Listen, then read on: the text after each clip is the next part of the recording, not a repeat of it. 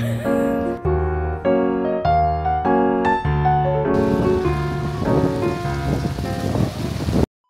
me you're Pinoy. By not telling you we are Pinoy. Ang init! Init. But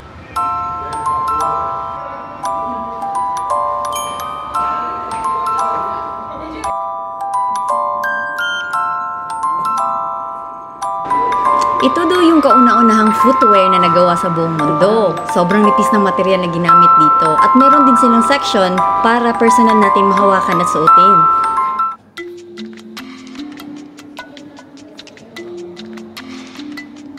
Gusto mo i-try?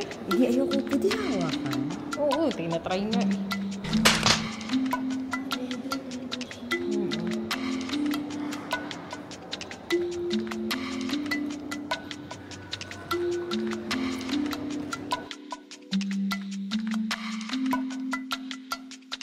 Ito naman yung mga bronze section. Makikita natin dito yung mga kagamitan nila noong unang panahon. Mga gamit sa pagluluto, mga alahas, at mga uri ng transportasyon.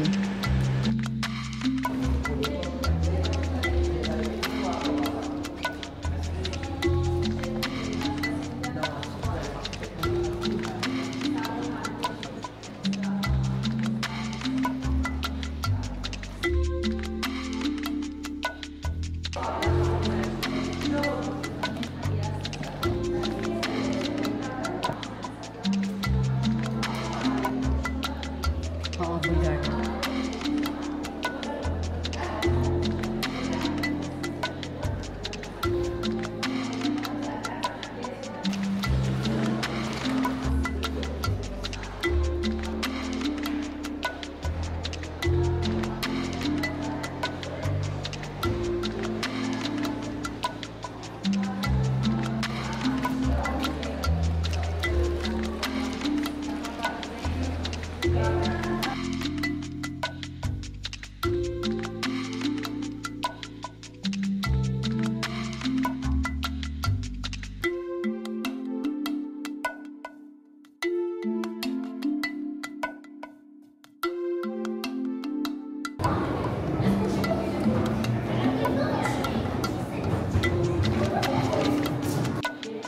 Nakaka-amaze na makita din dito ang mga maliliit na replika ng mga makasaysayang gusali ng kanilang bansa.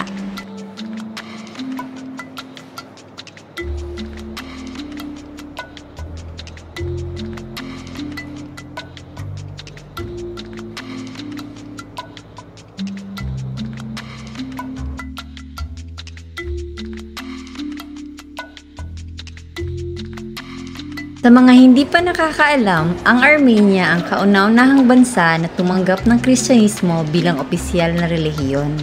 Ang bahagi ng museyong ito ay patungkol sa Kristyanismo. Isa itong paalala na ang relihiyon, lalo na ang Kristyanismo, ay naging pundasyon ng pagkakakilanlan ng bansang Armenia. Sa gitna ng digmaan, pagsakop at trahedya, nananatili ang matatag nilang pananampalataya.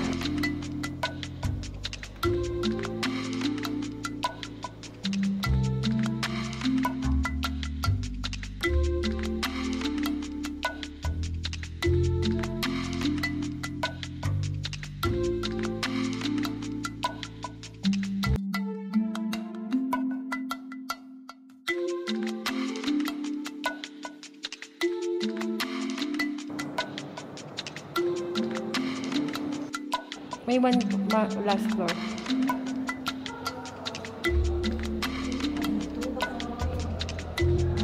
Turn right.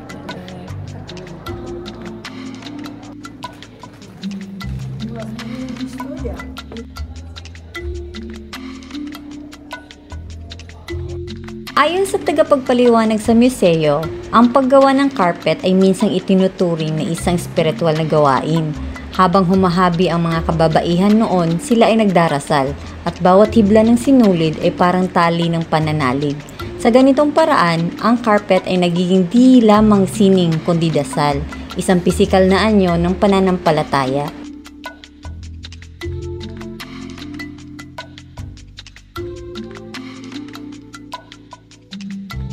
Ang ilan sa mga carpet ay ginamit din bilang altar cloths o inilalatag sa mga monasteryo bilang sagradong kasangkapan sa liturhiya. Ang kanilang disenyo, kulay at simbolismo ay maingat na pinili upang magbigay galang sa Diyos.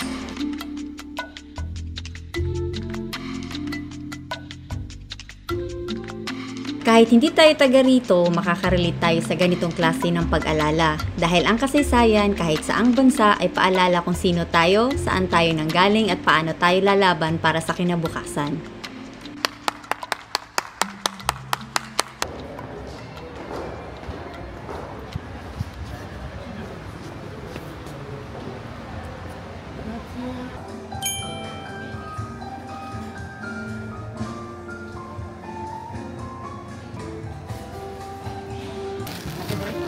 Thank you. Cheers.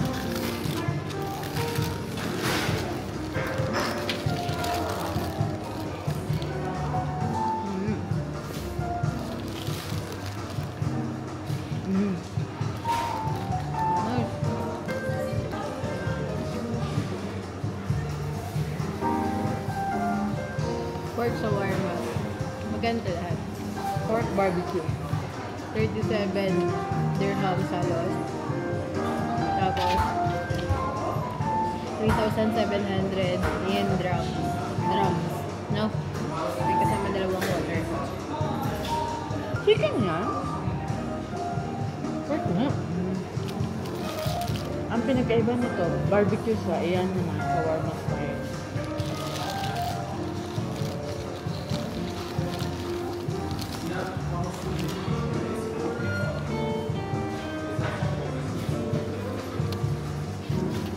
Worth it. Kaya nga.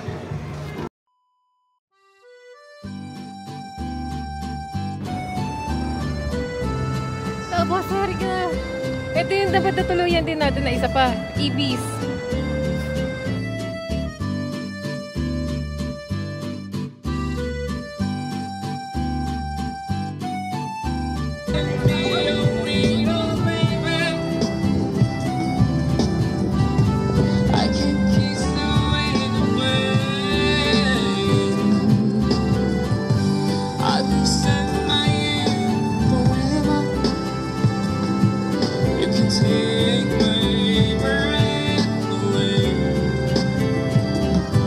Ako lang, dito nga sa kanila. Try ko to. Salted caramel matcha latte. Tignan mo.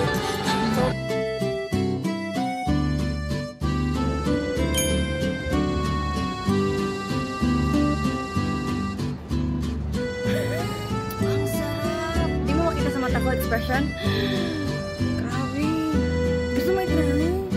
Salted caramel matcha latte. Why walang visit ang lumangon? Dito sige ano? Other Vermilion. Dito ka. Dito ka. Lapit stay.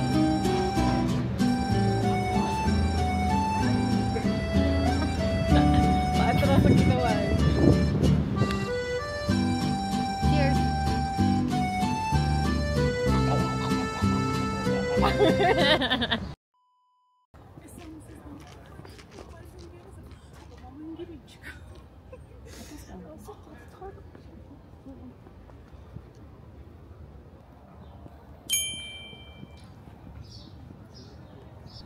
Sa bawat travel namin, naglalaan kami ng oras at araw na makapunta sa isang simbahan at dito namin nakita ang Holy Mother of God Church. Pagkapasok namin sa loob, tumigil kami, umupo at nagdasal ng taimtim. Walang ingay, walang distraksyon. Dito namin inalay ang panalangin namin sa kaarawan ni Den at ng mga pamilya namin, hindi para humiling, kundi para magpasalamat.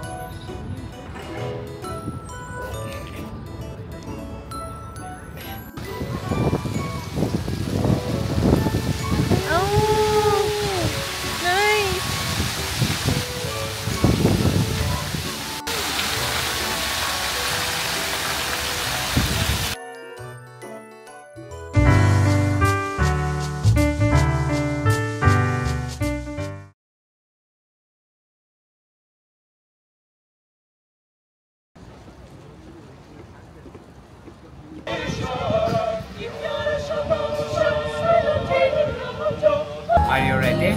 Yeah.